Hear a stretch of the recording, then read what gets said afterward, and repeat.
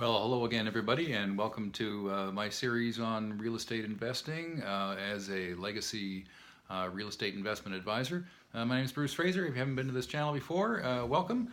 And I'd encourage you to go back and watch the previous couple of videos because we're going to do a little bit of a chain here. Last week we were talking a little bit about your retirement goals and trying to get a number, going back and doing the work just to figure out where you were and if your current investments were going to meet the goals that you'd set, and talked a little bit about goals and reaching those goals and dreaming big and really measuring your wants versus your needs and just what you think your retirement might look like for you.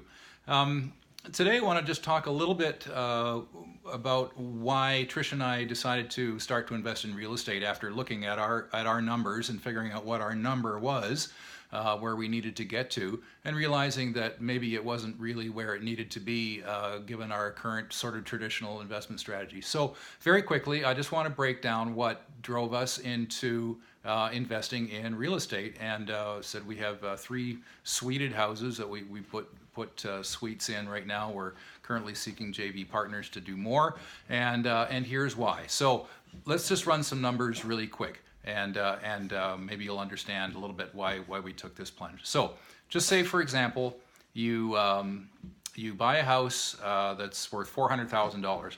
Now, if this is your second residence and it's going to be a rental unit, you need to put 20% down. So that's $80,000.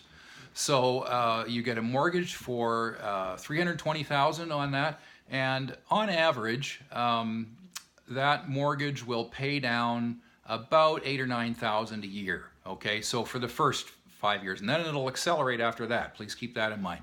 We're talking about a long-term buy and hold strategy for rental units. We don't flip houses. We don't do that, particularly in this down market in Calgary. We don't think flipping's a great idea right now because the market is quite flat, creeping up maybe just a little bit. So just for example, you manage to find a property that cash flows, and this is key. It has to cash flow in a positive way. We never buy a property where we have to support it. And next week and probably the week after, I'll go into a little bit more about the formulas for deciding just what is a cash flowing property. But for now, let's say it cash flows. It's going to pay down about $8,000 a year in the mortgage. So right there, that's 10% return on your investment, just with the mortgage pay down. If it cash flows maybe $100, $150 a month, that's maybe another $2,000 a year. So now we're at $10,000 on 80,000, and we're up around 12%. So you've got I don't know who's getting that out of their RSPs right now, but wow, if you're getting 12 points, good for you, stay there. But if you're not, if you're getting, up and down and 3 or 4, if you're lucky, maybe 5 or 6, if you're really lucky, then 12% is going to look pretty good.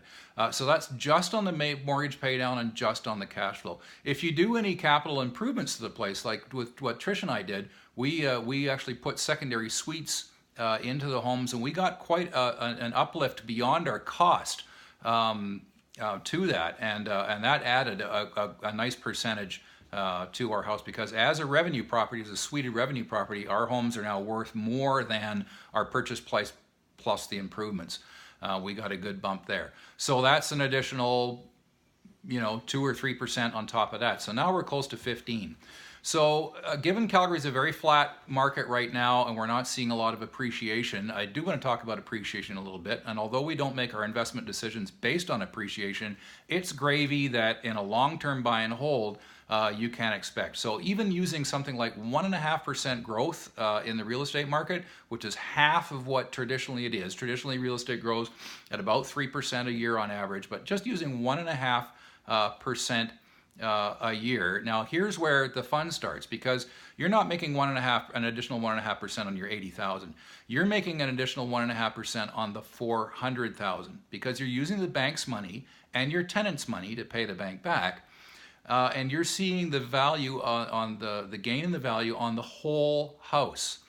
With 20% down, you're gaining value on the whole house. So you can essentially multiply that 1.5 by 5, because you only took the 20% and are using somebody else's money, the bank's borrowing, and your tenants to pay back the bank for the other 80%. So 1.5% times 5, that's another 7.5%. So now you're north of 20%, 22.5% ROI. These are the numbers that Trish and I are generating on our homes right now, and this is not a difficult thing to do if you know what you're buying, if you know the kind of product that you're getting into, and you get a cash flowing property. So we'll talk a little bit more about that next week, what it takes to get a cash flowing property and find one.